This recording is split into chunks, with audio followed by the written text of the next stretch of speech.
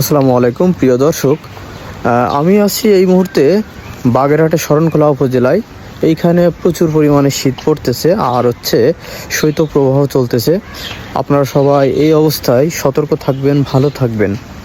প্রিয় দর্শক, আমি যদি আপনাদের ব্যাক ক্যামেরায় একটু দেখানোর চেষ্টা করি, দেখেন চারিদিকে এখনও সূর্য ওঠেনি আর বাতাস বচ্ছে। ওই যে দেখা যাচ্ছে যে পতাকাগুলো আছে, পতাকাগুলো ওই যে নৌকাতে যে পতাকা আছে ওই যে দূরে দেখা যাচ্ছে, এই যে পতাকা। হ্যাঁ, আবার এই যে পতাকা দেখতে পাচ্ছেন, বাতাস হচ্ছে মানে শৈত্যপ্রবাহ হচ্ছে। আর চারিদিকে দেখেন কুয়াশা এখনও হালকা হালকা আছে।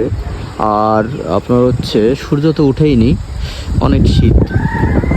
তো যেটা বলছিলাম, সবাই এই শীতে এই শৈত্যপ্রবাহে একটু রোগ জীবাণুও বেশি ছড়ায় এবং রোগও বেশি হয়।